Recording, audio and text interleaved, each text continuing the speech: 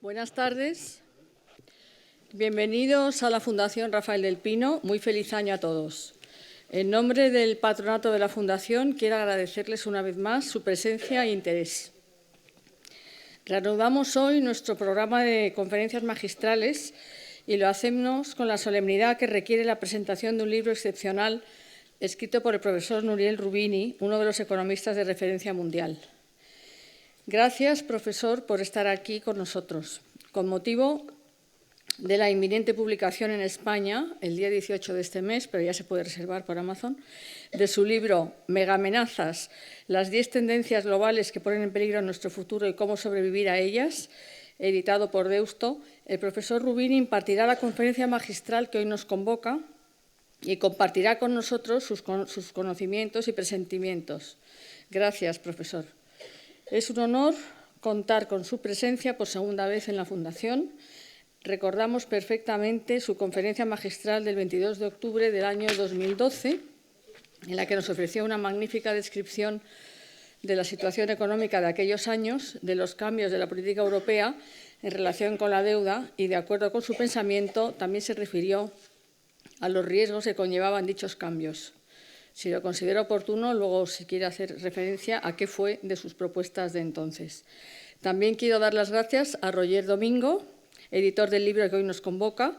Como hemos dicho en múltiples ocasiones, Roger es un excelente editor que sabe elegir buenos autores y temas, y lo ha demostrado una vez más con la publicación del libro que hoy presentamos, que contribuye a enriquecer el fondo editorial de Deusto con otra obra de referencia. Gracias, Roger, por confiar en nosotros para la presentación de este libro. El profesor Roubini es reconocido por sus predicciones y advertencias sobre la crisis financiera desatada a partir de la crisis de las hipotecas subprime, especialmente por su presentación ante el Fondo Monetario Internacional en 2006, donde fue recibido con un cierto escepticismo. Para finales de 2008 estaba claro que gran parte de sus predicciones se habían convertido en realidad. En el libro que presentamos, el profesor Roubini desarrolla sus ideas de fondo aplicándolas a la situación actual. En síntesis, identifica 10 riesgos y peligros sin precedentes, subrayando que la gravedad de los mismos permite calificarlos de megamenazas, es decir, problemas graves que podrían provocar grandes daños y miseria y que no se pueden solucionar de forma rápida o fácil.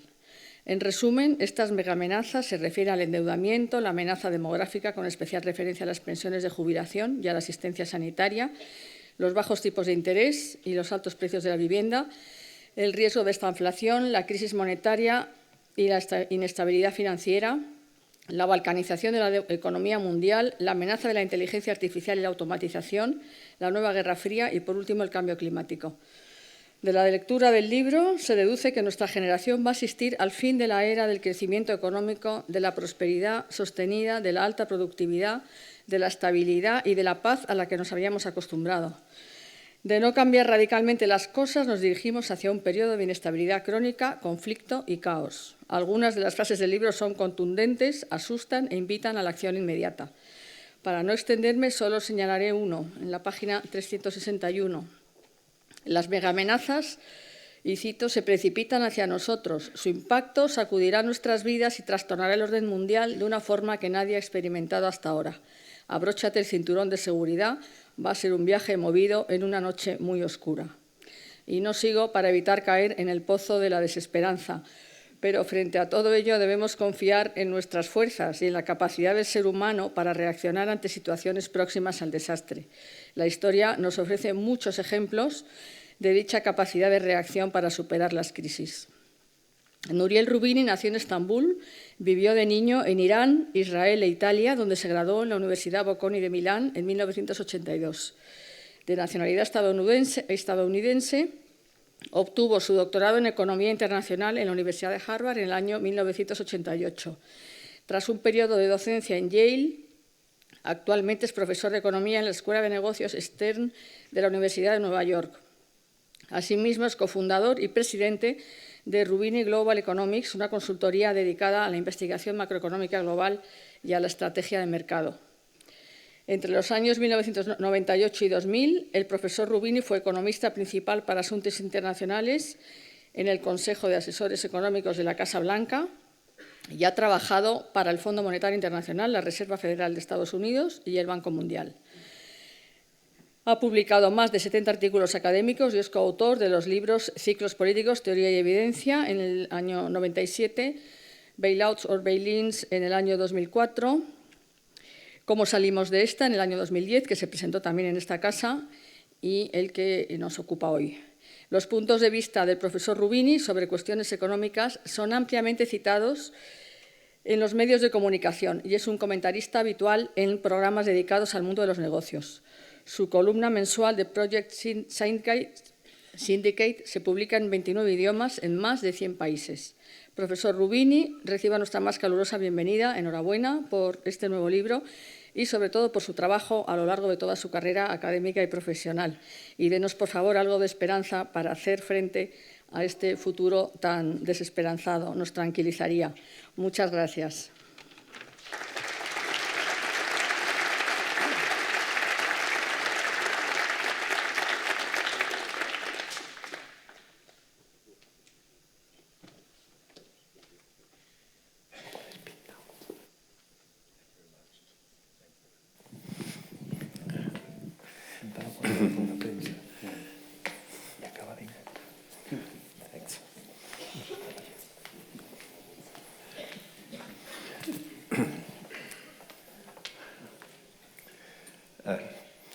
Good evening, everyone.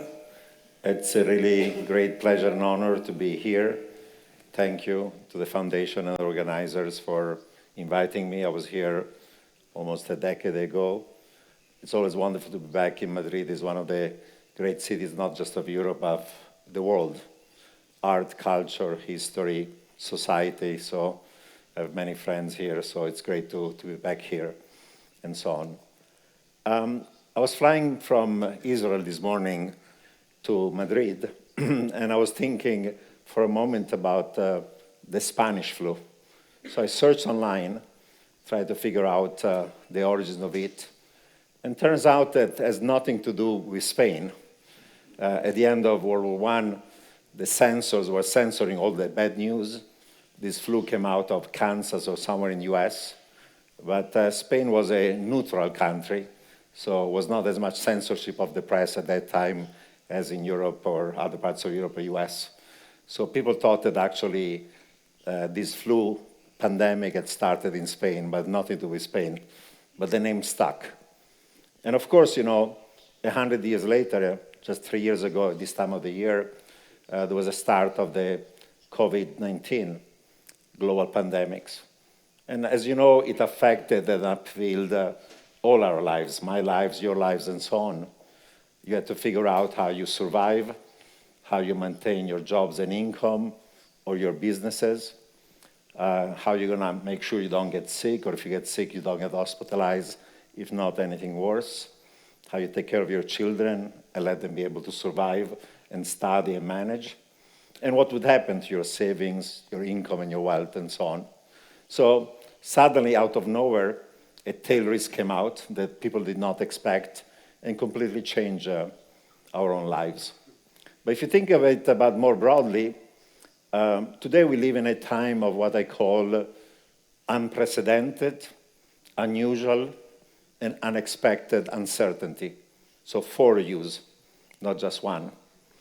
We have risk, we have instability, we have turmoil around the world, we have volatility, potentially chaos, and we have a variety of risks and threats. In my new book, I call them mega threats because there are things that can affect significantly our jobs, our income, our economies, but also the planet and the future of humanity as well. I use the term mega threats, but this past year, one of the popular terms that came out that the Financial Times chose as one of the words of the year was the term of polycrisis, a combination of, like in my book, of economic, monetary, financial, but also social, political, geopolitical, environmental, health, technological, and trade-related threats and risks that are all connected to each other. Each one affects the other and vice versa. So you have to understand them as a system. Thinking only about economic threats when you have political, geopolitical, environmental is not sufficient. Recently I was in Washington with the head of the IMF doing a book event on my book, and Kristalina Georgieva, the head of IMF, gave a speech talking about a confluence of calamities and saying that since World War II, we have never faced a moment of time this potential so risk for the world and the world economy. So it doesn't matter whether you call them mega threats or whether you call them polycrises or you call it a confluence of calamities. We're facing a world that is highly uncertain, where many things can go wrong. And of course, every crisis potentially has also solutions. But to resolve the problem, first we have to be aware of them, understand their consequences, and then figure out what we can do about them. You know, sometimes people tell me, aren't you too pessimistic? You know, after all, since World War II, we have had 75, almost 80 years of relative peace, progress, and prosperity. And in some sense it's true, but I think these last 75 years can be split in two periods. I don't know about you, there are many young people, some of them closer to my age. I was born in Turkey in 1958, and then between Middle East and then Italy and Europe, I was there until I went to US for grad school in 1983. So I lived through the 50s, 60s, 70s, and early 80s before I went to the United States. But when I was growing up in those first 25 years of my life, and I think there was a golden period between 1945 and the early 80s, I never even heard the term global pandemics. You know, unless I read the history books, the last one had been the Spanish flu, 1918. And until the early 80s when we had HIV and AIDS, there was no real major global pandemics. When I was growing up, I never even heard about the global climate change. You know, temperatures were barely above pre-industrial level in the 60s, even in the 70s. So nobody worried about climate change. There were concerns about the limits to growth. There was a Club of Rome that says there are too many people in the world, there's not going to be enough food and water. There was a concern about natural resources. That was not about climate itself. I never even worried about war between great powers or the risk of a nuclear war among great powers. After the détente in the early 70s between US and the Soviet Union, after Nixon went to China in the early 70s, the risk of war between US and these communist countries, it was already low before, but when, if not to zero, was very, very low. So never worried about that kind of stuff. When I was growing up, I never worried and even ever heard about artificial intelligence threatening with robotic and automation most jobs, because we're in the middle of what people call the AI winter. There was some research, there was zero applications, and nobody cared about it. Did I worry about trade wars, protectionism, deglobalization, fragmentation of the global economy? No. We had GATT, then the WTO, European Union, and more countries joined the European Union, in North America, NAFTA, and rounds of global trade liberalization. We even had hyper-globalization for the last 30 years, as first Russia, the former Soviet Union countries, China, India, emerging market, joined the global economy, global labor markets, and global supply chains. So it was liberalization of trade, not deglobalization. Did I worry about excessive debt leading to debt crisis? Debt ratios, private and public, were low and growth was high. So nobody worried about debt crisis. Did I worry about implicit debt coming from aging of populations? No, there were rising number of young people and workers, and their payroll taxes were paying for the benefit of the elderly. So there were no unfunded liabilities of implicit debt. Were there economic cycles? Yeah, there were some recessions. They tended to be mild most of the time. Yes, we had a pretty ugly decade in the 70s of stagflation because of oil shocks driven by politics in the Middle East, but they were followed by what was called the Great Moderation, 30 years of stable growth, low inflation, and rising values of risky assets like global equity, real estate, and you name it. Did I worry about financial crisis until the early 80s when you had the Latin American debt crisis? There were no really major financial crises. Banks and other financial institutions were properly regulated and supervised.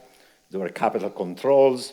There were a form of financial repression, and the kind of toxic derivatives, financialization, and leverage that we have seen in the last 30 years was not yet there. So there were cycles, but they were mild. Plus, most of the West and advanced economies lived in liberal democracies. Yeah, there were center-right parties, center-left, but not the kind of polarization between right and left we see today, or rise of extremist populist party of the extreme right or extreme left that you see around the world. And even in Europe, countries that were for a while authoritarian, Spain, Portugal, Greece, became democratic as they reached a certain level of income and the demand for democracy rose, and they became part of Europe. So there were authoritarian countries, China, Soviet Union, and others tend to be poor countries. But most of the democracies were liberal and were stable. So that's at least the world in which I grew up. And I think that many of you who are of my generation might also remember it. Now, if I fast forward to the present, I think that the last 20 years, certainly since the global financial crisis of 2007, 2009, things have changed.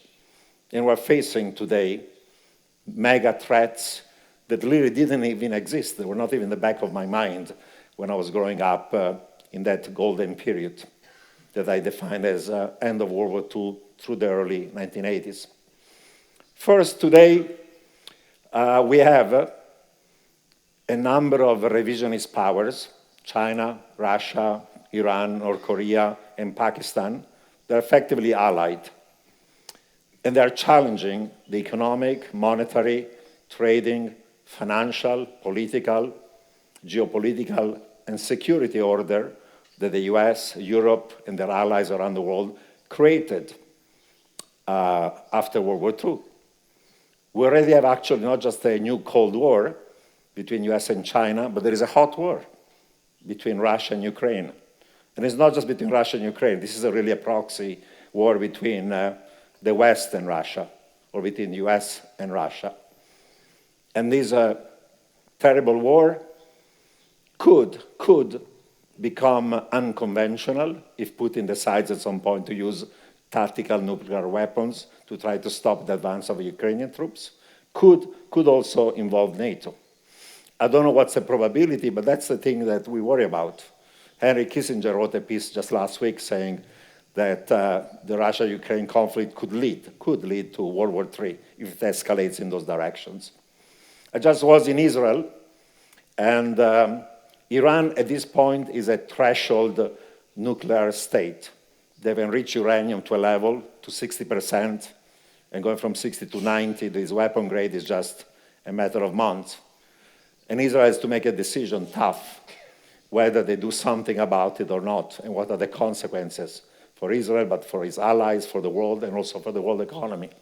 When you had oil shocks like Yom Kippur War between Israel and Arab States 73, or Iranian Revolution, you had a doubling or tripling in oil prices, and we had global recession and inflation, stagflation. Those of you who are old enough to remember the 70s, I was there. Most younger people don't even know what stagflation was, because we haven't had it for now 50 years.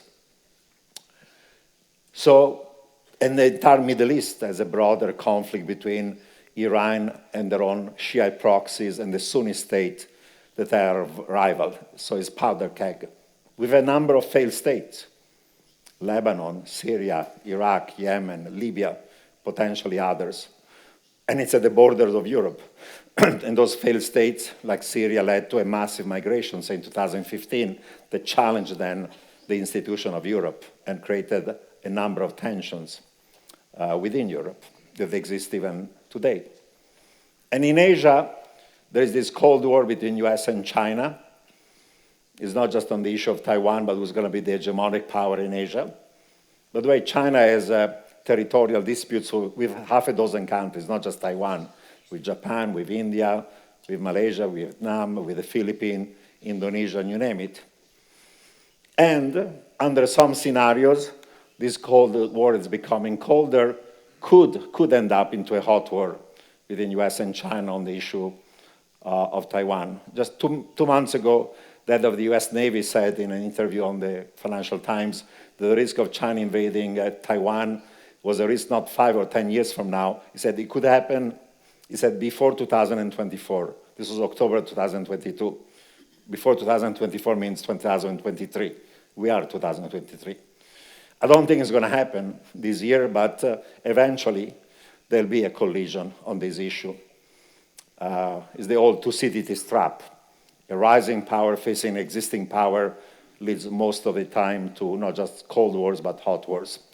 So we're living in this geopolitical depression, and because of it, we have a decoupling, fragmentation of the global economy, deglobalization, balkanization of supply chains, friendshoring, secure trade, and all these things are happening slowly but steadily. On climate change, we could speak hours, and there are people who are better experts than me. I have a chapter in the book. Unfortunately, the costs of it are increasing, becoming more severe. This past summer, there were droughts in India, in Pakistan, Italy, and most of Western Europe, of course, sub-Saharan Africa. But half of the US from Colorado to California was in drought, most of Mexico, Central America. And the economic cost of these droughts and extreme weather events are becoming huge. And if you worry about 1 million Syrians coming to Europe in 2015, wait until there are dozens of millions of people in the Middle East or sub-Saharan Africa because of climate change, failed states, desertification. We have to move somewhere else, and we're going to knock at the doors of Europe. And both Europe and even Biden's policy toward migration are not very different from Trump. They don't want to have a massive amount of Latin American refugees coming to the United States. So we're not going to accept it. So what's going to happen to them? And on climate change, unfortunately, there is too much greenwashing, green wishing, green fig leaves. Let's do this, let's do that, and talk about ESG, but in practice, there is not very much substance. There is even greenflation, the kind of green metals that you need to build electric vehicles or electric batteries, lithium, zinc, copper, cobalt, require a lot of energy. And if the price of fossil fuel is high, the price of this gray metal is high, and therefore the green transition becomes more costly. Now, throughout my book, I point out that for each one of these 10 mega threats, there are solutions. The problem with the solution is that they all imply cost and sacrifices in the short run, and the benefits are only in the medium long term. And whether you're a democracy or even an authoritarian country, in democracy you have to get re-elected, in autocracy you have to be popular. Very few people want to make the sacrifices that lead them to benefits because they're not going to be in power, or they will be kicked out of power. 20 years ago, Gerhard Schröder, chancellor in Germany, did reforms of the labor market. He was a social democrat, and he lost the next election. That's what happens when you do reforms. Macron wants to do a reform of pension system in France. I was recently in Paris. The worry is actually that this pension reform is so unpopular, people having to retire only at 64, 65, that actually there may be more demonstration than they happened when there was the Gilets jaunes a few years ago. And Le Pen, who has increased their popularity through 2 elections, might win the next presidential elections.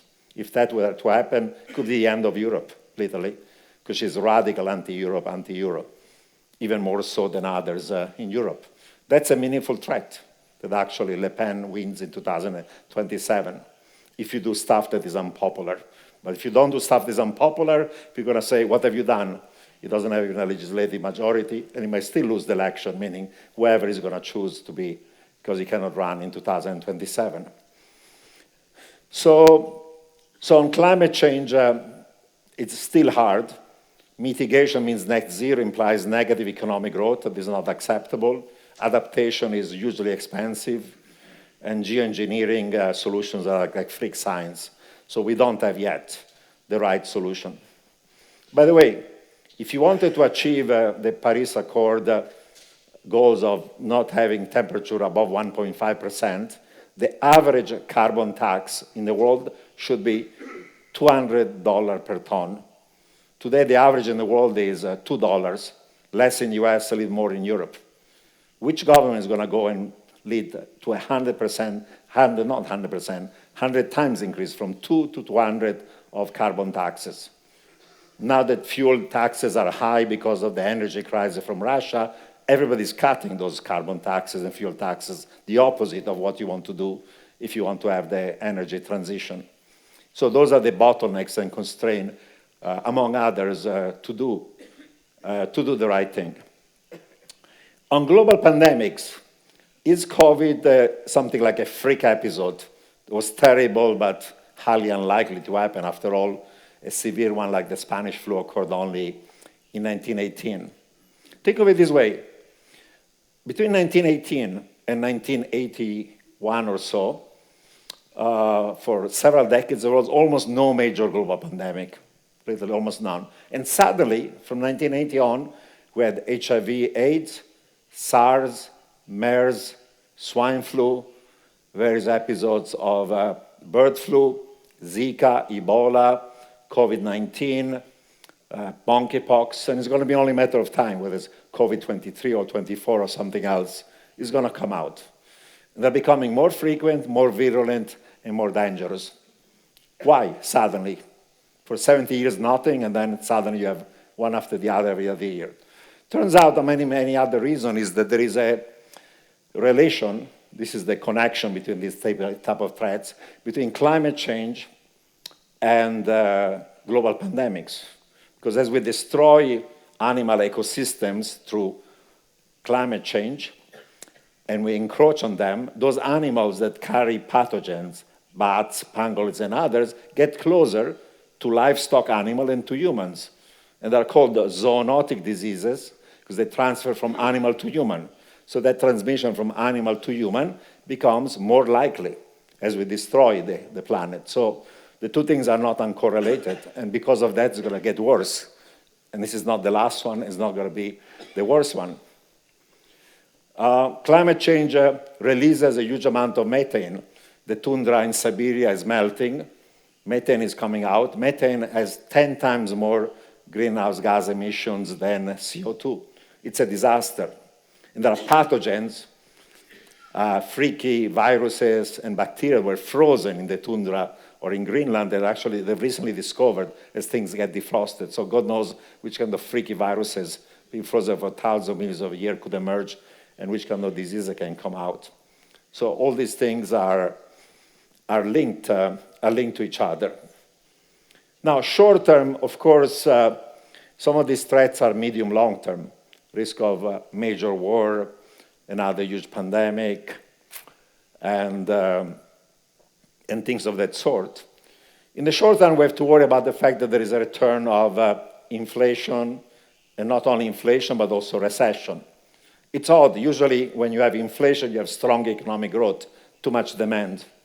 And when there's a recession, you have deflation because there's not enough demand. But this phenomenon of high inflation and negative growth is called stagflation. And it happens like in the 70s when you have negative aggregate supply shocks. In the case of the current rise in inflation, there's a debate on how much of it was driven by bad policies, too loose monetary, fiscal, and credit easing, too much and for too long. We needed some of it during COVID, but we did too much of it. Or how much of it was due to bad luck. We had 3 negative supply shocks during COVID. One was the initial impact of COVID on production of goods and services, on the supply of labor, and shutting down global supply chains. The second one was, of course, the impact of the Russian invasion of Ukraine on commodity prices, natural gas, oil, food, fertilizers, industrial metals. And 3, the zero COVID policy of China, until recently also created supply bottlenecks. So it was a combination, of course, of both bad policy and bad luck. But even if these negative supply shocks related to COVID, Russia, Ukraine were to disappear, the point I make in the book is that more likely than not, in the next decade or so, we're going to see stagflation because there are more medium to long-term negative supply shocks that reduce production and growth, increase cost of production, and we lose monetary and fiscal policy that lead to inflation and recession, stagflation. I identify about a dozen of them in the book. I don't have time to go in much detail, but think of it this way. Protectionism and deglobalization reduces growth, causes cost of production rising. Look at what's happening today in the UK. They shot themselves in the foot with Brexit. The growth is lower. They have the highest inflation. Even the Bank of England expects 6 quarters, 1.5 years of recession. That's pure stagflation. Now we talk about secure trade rather than free trade. We also have reshoring of manufacturing from south to north, from poor to rich, from China to other countries, reshoring or friendshoring. We want to have safe global supply chains. We want to have multiple ones, just in case rather than just in time. Redundancy causes cost frictions that are reducing growth and increase cost of production. We have aging of populations, both in advanced economies, but also in emerging markets, China, Russia, Taiwan, South Korea.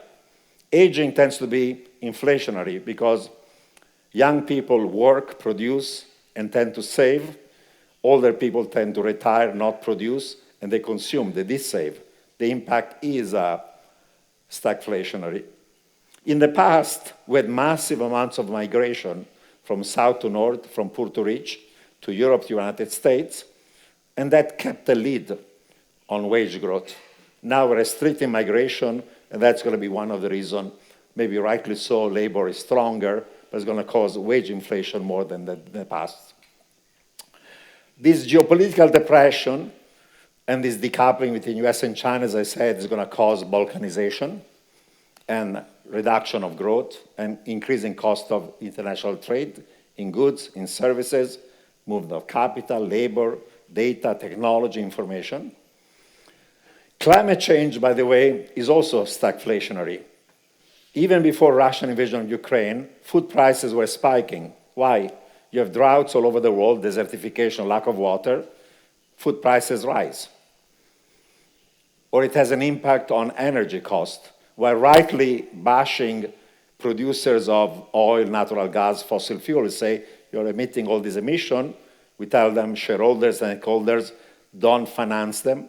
They have underinvested in new capacity for many years now, but the rise of production of renewable has not compensated for that. So there is a structural supply lack given demand, and even without the war between Russia and Ukraine, energy prices will be high. Goldman Sachs is predicting that actually this year, commodity prices are going to go up 40%, and not just energy, all the other ones, because copper, zinc, cobalt, all the other ones, there is also underinvestment, and because of that, there's not enough supply. When the supply is low, demand is high, prices are higher. So inflation is not going to fall very much if commodity prices can go up 40% this year. That's a view of a leading investment house. Of course, pandemics are stagflationary. They reduce production, they increase cost of production, all the bottlenecks we've seen, and more of them are going to happen. There'll be also cyber warfare. When you do cyber warfare, you shut down the production of a firm or a government, or if you have to protect yourself, you spend a fortune, billions, and that's costly as well. A couple of final factors that are stagflationary. There's been a huge rise in income and wealth inequality all over the world, and now there's a backlash against it. That's why there's also a backlash against liberal democracy. And fiscal policy are becoming, rightly so, pro-labor, pro-union, pro-workers, pro-people left behind, pro-people that have been hurt by globalization, trade, migration, whatever, minorities, and you name it. Because if you don't do it, we know that when there is too much inequality, there is social strife, there is tension, there is violence, even revolution are caused by excessive inequality. And those social policies are going to be increasing reservation wages, increase the share of labor, rightly so, but then it's going to feed into wage inflation and inflation. Final factors, the US, but also now its allies, are weaponizing the dollar and other reserve currencies to punish through trade and financial sanctions their rivals. And in the case of Russia, it was not just sanctioning dollars reserves, but all the other reserves, pounds, euros, and whatever not. But as we do that, those strategic rivals of the US may diversify the reserves away from dollar assets. They might go into gold and other ones. That could, one, lead to a disorderly fall of the value of the dollar that is inflationary. And as you create frictions in the payment system of international trade, it's sand in the wheels that creates friction and higher cost, because dollars or euros or yen are needed to make payments on all the variety of international trade in goods and services, technology, data, information, and capital. So that's also stagflationary. And that's on the supply side. On the demand side, and I have a few chapters about the risk of the mother of all debt crisis, we live in a world in which debt, private and public, as a share of GDP, has exploded for the last 50 years. Private debt is debt of workers, households, businesses, corporations, banks, and other financial institutions. Public debt is the debt of central and local governments. That debt ratio in the 70s was 100% of GDP. By 2000 was almost 200%. Last year was 350% of GDP. In advanced economy, 420 and rising. Now, until recently, debt ratios were high, but debt servicing ratios were low because we had zero policy rates, negative policy rates, quantitative easing, credit easing. So that was high, but the interest you paid on it was very low, short and long. 2 years ago, about $18 trillion of equivalent of public debt in Europe and Japan at a yield that was negative, in nominal terms, negative, you remember, on the short and the long end. Mortgages in Denmark and corporate debt in some country at a negative interest rate. Interest rates were so low. But we were lucky because in the two previous shocks, the global financial crisis and the beginning of COVID, there was a demand shock, a credit crunch, and you had deflation. So we could do massive monetary, fiscal, and credit easing and help everybody and keep interest rates low even if the debt were high. Unfortunately, that part is over because now we have inflation. Central banks have to increase interest rates to fight inflation, and therefore the cost of borrowing for the government, mortgages, auto loans, student loans, credit cards, personal loans, business loans, corporate debt, and so on is rising, and those who are highly leveraged are going to be under financial stress and the risk of default.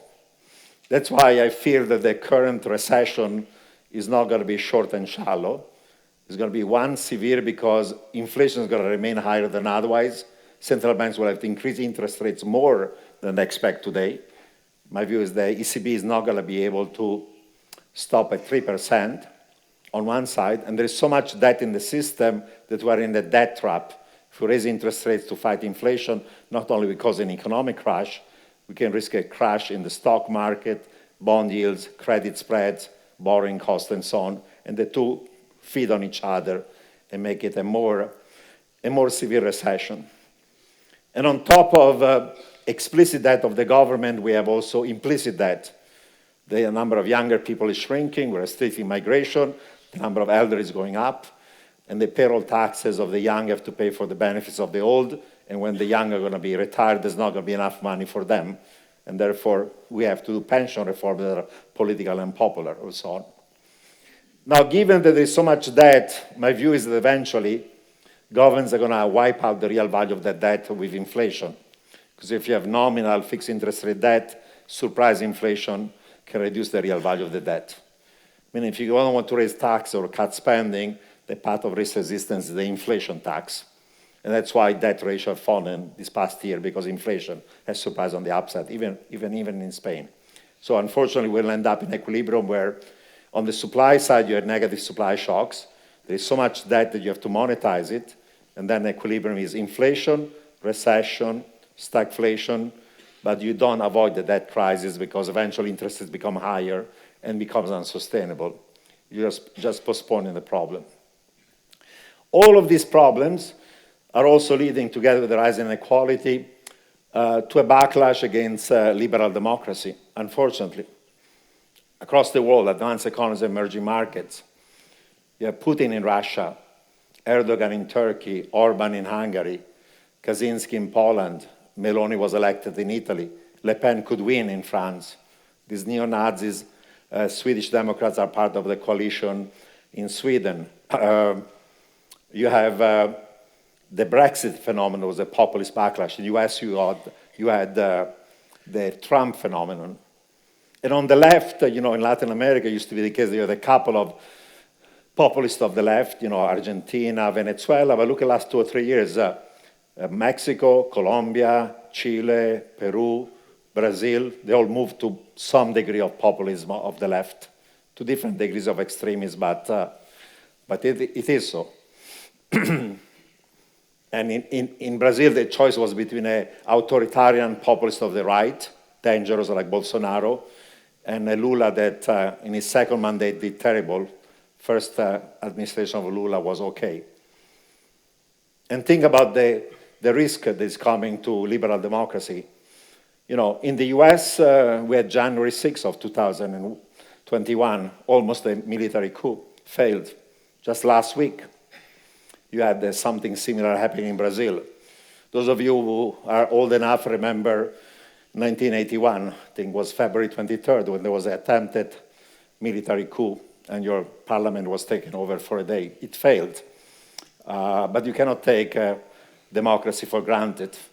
And unfortunately, when there is economic malaise, when people feel they are threatened in their economic future and their children, where there is rising income and wealth inequality, people become more radical, become more authoritarian. In authoritarian regimes, when things don't go well at home, they go and fight wars, like Putin did in Ukraine, like the Argentine did in the Falklands, and there have been tons of other examples. Same thing could happen with China, becoming aggressive if economically they have a hard landing at home. That's the nature of authoritarian regimes. They become authoritarian. Now, as I pointed out, for each one of these threats, there are solutions, and I discuss them one by one. And I have 2 chapters in the book, one about the dystopian future and one about the more utopian one. But to achieve a better world, we cannot start with wishful thinking, just do a shopping list of, say, if we only do this, this, and this, or if we had better leaders, things will be well. 1. 2, we cannot take the last 75 years of peace, progress, and prosperity for granted. Because as I pointed out, during those 75 years, the first 40 were this way. In the last 20 years, we've had the emergence of all these threats that are becoming more and more severe. And therefore, the assumption that the future is going to be like the near past is not necessarily true. The future could be not like the near past, but stuff that happened before. And those 75 years of peace and prosperity were preceded, as you remember, those of you who read the history books, by 30 years. Between 1914 and 1945, there was an utter disaster. In spite of the first industrial revolution, in spite of the first era of globalization, we did not prevent World War I. Actually, we sleepwalked into World War I.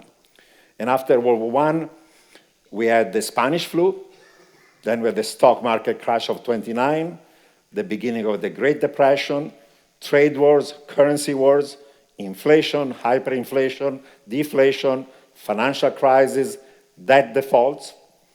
Then Hitler came to power in Germany, Mussolini in Italy, Franco in Spain, other authoritarians in Japan, and then we had World War II. And then we had the Holocaust. Only after that utter disaster, we created an institution, national and global, of governance that avoided all that mess again and gave us this peace and prosperity. And in some sense, not only today in the mega threats that I talked today look more like the period between 1914 and 1945. In some sense, they are worse. Why worse? In those 30 years that were ugly, you didn't have to worry about climate change. It didn't even exist, right? You didn't have to worry about AI destroying most jobs. There were not even computers at that time. You didn't have to worry about implicit liability coming from aging. US created Social Security in the 30s, and people would die on average before they would qualify for benefits. So it was a fully funded working system. And World War II, as ugly as it was, or World War I, brutal murder of people, military and civilian, was conventional until the end. It was only in 1945 that luckily US got the nuclear bomb rather than the Nazis, and unfortunately used it in Hiroshima and Nagasaki to end World War II. Today, if there was a war between great powers, Russia and US, China, US, or otherwise, and the strategic rivals of the US, China, Russia, Iran, North Korea, and Pakistan, they all have the bomb, Iran effectively at this point. A war that starts conventional between great powers is going to soon become unconventional. It's guaranteed, right? That's going to be the case. And a nuclear winter would then be just a conventional war. So that's the kind of things we have to think about when we think about the future. Now, they call me Dr. Doom, and I fear that I might have depressed you by giving you the warning about the stuff, but it's a call to arms. Is there hope? Maybe.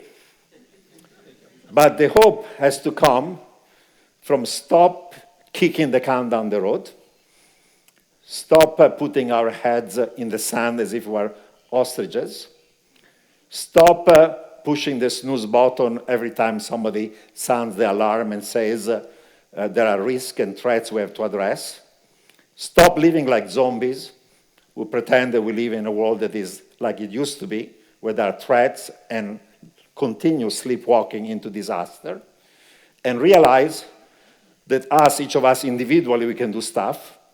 We can do it also collectively by being organized, whether social movements or political and so on, to resolve these problems in our own towns, in our own villages, in our communities, in our societies, but also find a global solution, because most of these problems are global and there's no national solution. Climate change, pandemic, economic and financial crisis, trade integration, global peace and security. There cannot be national solution. Today, there's a backlash against globalization and globalists. They say the globalists are the elite, this and that, they care only about themselves. But the success of the last 75 years were driven by globalization.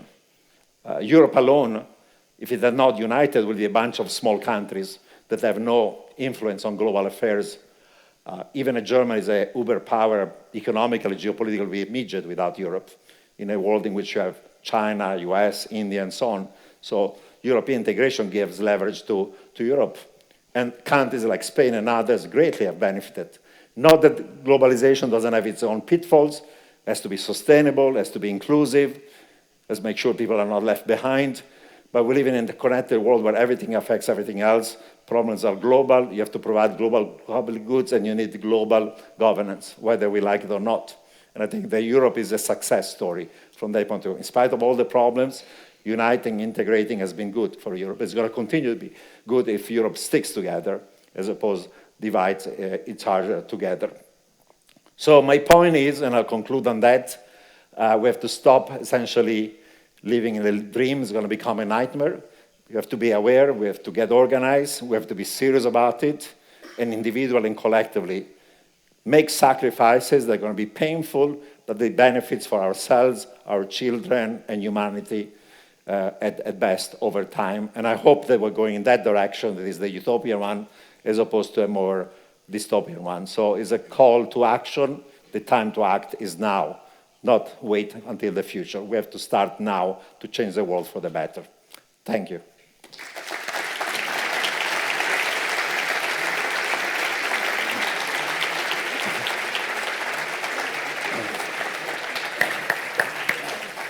Well, thank you very much, Professor Roubini. Yeah. We all have enjoyed this stimulating discussion on the regular threats we are facing. So we open now the question and answer session, a brief question and answer session. Yeah. And please let me switch into Spanish because you know that one of the aims of the foundation is to develop Spanish as a vehicle of communication in the world. We always develop the introduction and the question and answer session in Spanish. So, abrimos este debate final. La verdad es que disponemos de poco tiempo, por lo que hemos acordado con el profesor Roubini que juntábamos 3 preguntas, reacciones, a fin de que él también pueda extenderse en la respuesta y cerrar el acto correctamente. Tenemos a Miguel Otero, podemos comenzar. ¿Alguna otra pregunta? Tenemos aquí atrás a Borja Fernández, ¿sí? ¿Puede ser? Sí. También. Eso. Muy bien. Ah, sí, y Francisco Beltrán. Thanks, Dr. Roubini, for your presentation. Just once, sí. Yeah? Yes. Yeah, perfect. Thanks, Dr. Roubini, for your presentation and for your stimulating, thought-provoking tour de force that you did over 100 years of ups and downs of humanity and where we are now in it. I mean, you were part of this, and you are part of this global elite that meets regularly, but this global elite has changed as well, right? The situation at the turn of the century was not the one that we have now. When China joined the WTO, there was more cooperation, perhaps even more trust, and we are lacking that. So I don't know whether you covered it in the book or not, but I guess we need to recover this trust between leaders, between these elites that right now, think differently, have different visions, have perhaps even different value sets. So how do you stitch together this global elite that must come together for this collective action that you're calling for? Thanks. Yeah, it's an important question why international cooperation and coordination is necessary, even more so, because problems that are global is becoming harder today. One explanation that experts of international relations give is the following one. They say, a better world is one in which there is a global hegemon, and this global hegemon internalizes all the global public goods and externalities because his interests are global, and then this hegemon provides the global public goods. Say, in the 19th century, you had the British Empire. The British Navy enforced security, would even invade countries who defaulted, right? When the country was defaulted, it was the British Navy taking over the country, their tax system, and that's how you avoided defaults. You had free trade, you had capital mobility, and other things. In the 20th century, that global hegemon became the United States. And after World War II, they created, and developed the UN, IMF, World Bank, WTO. And US was always a dominant force in them, allied with Europe, but the US was the dominant power.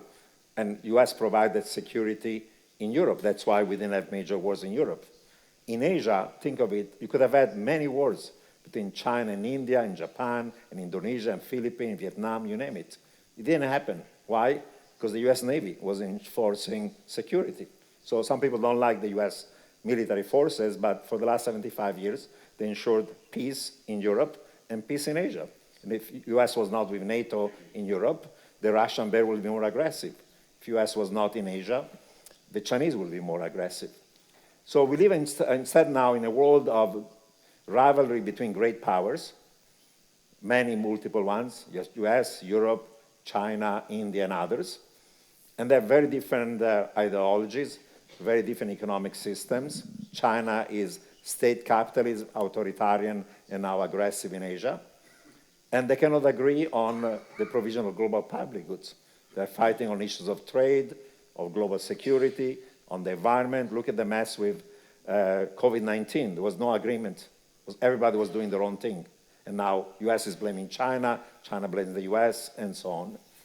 And on all these issues, when you have great powers that disagree, and they have different economic, political, geopolitical rivalries, it's hard to achieve cooperation. So in some sense, it might sound paradoxical, but when you have a global hegemon, you have a global hegemonic stability, and we live in a world in which there is not a global hegemon. Or the only new global hegemon because the US may be in relative terms declining, is China. But China is a political system, authoritarian, an economic system, state capitalism, and views about geopolitics that are very different from the one of the West. So certainly we don't want in the West China to become the global hegemon of this century. So I think that's part of the challenge. So no solution. These great powers have to somehow manage to compete and cooperate at the same time, a combination of the two. Whether they'll be able to do so, we don't know, but there's no option unless there is a new hegemon reassert itself. Some people believe that China has structural, fundamental problems that are going to lead it to really, how to say, decline rather than emerge. And then maybe a reform West between US and Europe, they can reform their own democratic capitalism, make it more sustainable, more inclusive, more giving to the people left behind, can become again a model for a greater part of the world. Maybe that might be one way of thinking of it. Professor Beltrán? Thank you, Professor Roubini, for this wonderful, though a bit terrifying presentation. A few weeks back, you gave an interview to the Financial Times, and after listing a number of these threats, the journalist asked you something like, give us something positive, so say something positive, right? And your answer was technology. You didn't elaborate on that on the interview, but so I'm asking you now, do you think that certain technological developments such as nuclear fusion or artificial intelligence, which you mentioned briefly, qualify the vision you have on these threats, or makes them a bit less threatening? Yes, I mean, there is a chapter of my book that is the utopian future, and it says the utopian future starts with massive technological innovation. It's not going to be the rhetoric if we have better leaders nationally, globally, because that's endogenous to having opportunities. And actually, I refer specifically to fusion, because the news was about a week ago of this breakthrough, but I'd followed what MIT was doing in the last year, where there were already breakthroughs. So I said, more than renewable, I think fusion, if it's successful, can essentially give you a huge amount of unlimited energy cheaply with zero greenhouse gases, and resolves therefore the climate change problem, reduces the price of energy, then you can desalinate water. With AgTech, you can produce lots of food, increase the economic pie, and of course, fusion with AI, machine learning, quantum computing could be a revolution that then increases economic growth, reduces debt ratios, and make everything sustainable. We don't know yet whether fusion is going to be commercially viable in 10 years, in which case we can deal with climate change, or if it takes more than 20 years, given the current trend of climate change is not going to be soon enough. That's a commercial question. But there are other aspects of technology. Technology usually is a force for improvement of humanity. But a couple of caveats. AI, machine learning, robotic automation, they tend to lead now to permanent technological unemployment. First was blue-collar, routine jobs that can be automated. Now even cognitive jobs that are white-collar can be sliced into a bunch of tasks that can be automated. And now with these transformers, GPT-3, ChatGPT, even creative jobs eventually could be substituted by technology. My daytime job is to predict what the ECB or the Fed do. Probably, I can do it better than most today, but tomorrow there'll be an AI that looks at all the economic data, all economic models, every speech of every ECB official, their reaction function history, and tells you what the ECB is going to do in February better than any Fed watcher. And a Fed watcher at Goldman Sachs gets paid almost $1 million. These are good jobs with PhD, so not low-level jobs. Even those jobs can become obsolete over time. And so there's the permanent technological unemployment. These jobs tend to be also, these technologies tend to be increasing inequality, unfortunately, because they're capital-intensive, skill-biased, and labor-saving. So if you own the capital that owns the machine and so on, then you do well. If you are in the top 10% distribution of skills, education, human capital, like I'm sure everybody in this hall, technology can make you for a while much more productive in your job, in your business, and so on. But if you are a blue-collar worker, a white-collar worker, low value-added, or even medium value-added, gradually your jobs and your income can be threatened by technology. And the solution, people say, is the economic pie becomes big, then too much of it goes to the winners, skilled workers and owners of capital. We can tax those and transfer to everybody else.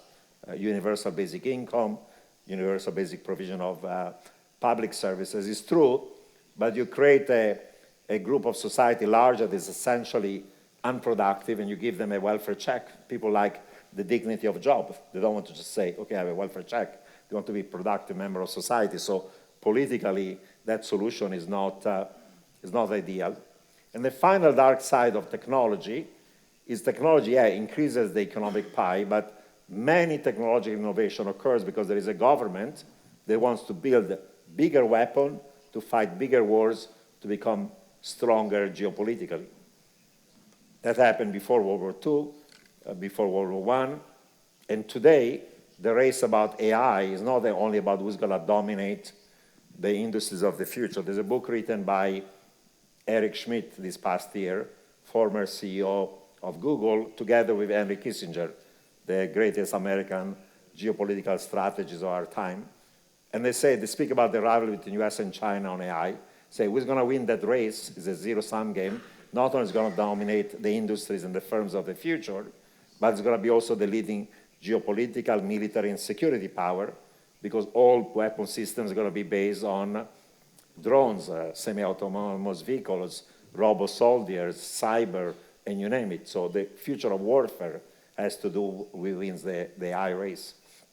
So technology, in principle, can improve lots of problems. It has, but it leads to inequality. It's going to lead to permanent technological unemployment and can lead to bigger wars. You know, the nuclear bomb was created, and then we had nuclear power. The internet was created by US Defense Department and then became commercial. In Israel, where I was recently, lots of the innovations occur in the military, and then some smart person does a commercial application of it and so on. So there is also that element of technology and military power that cannot be totally excluded. So we have to use technology for good rather than for evil if we want to make it a better world.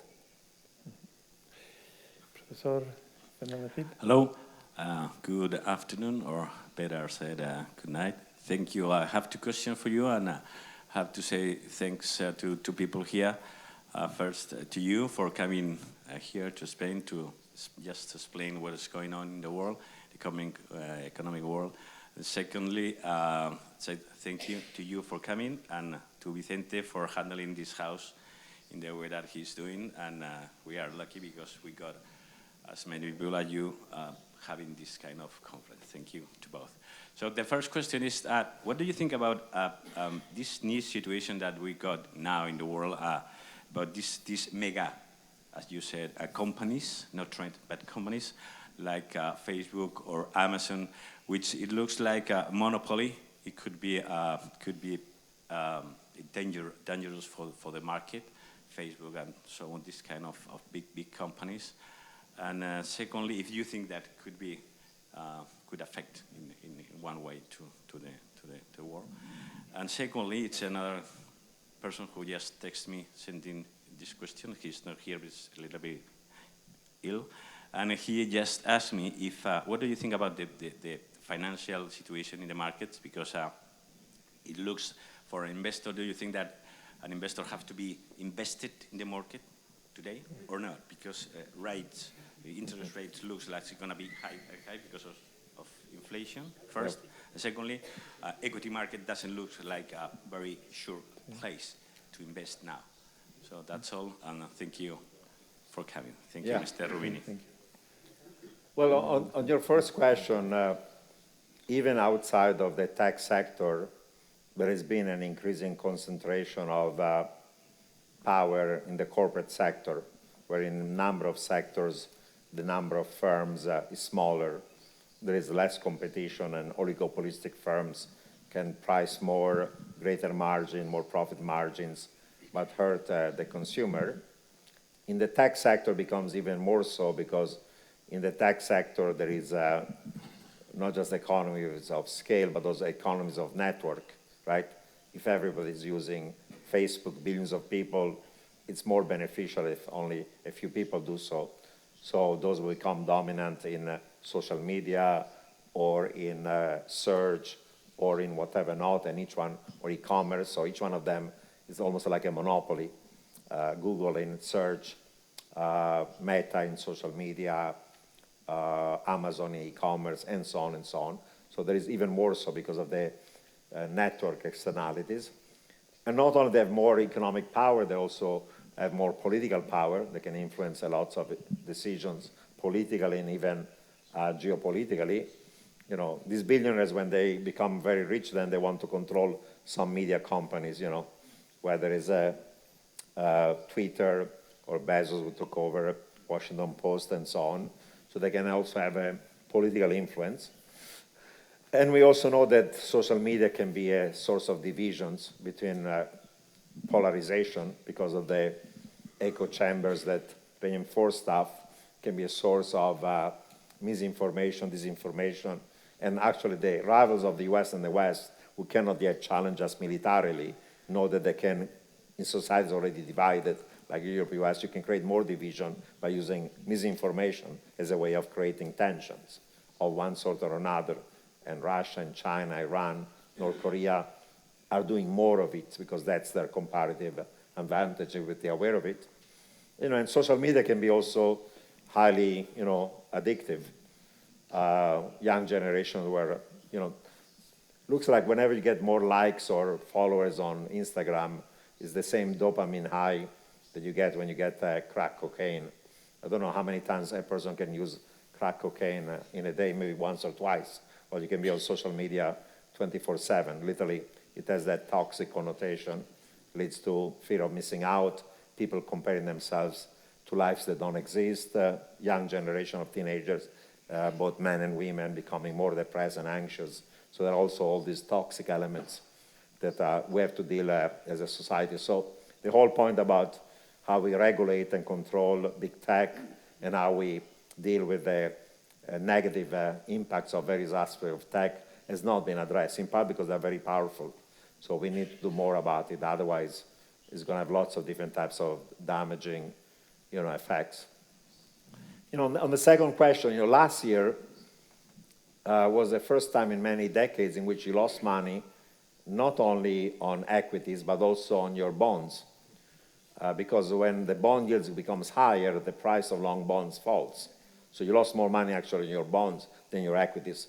Usually the price of bonds and the price of equities are negative correlated, risk on, risk off, growth, recession. So if you get money on equity, you lose money on bonds, and vice versa.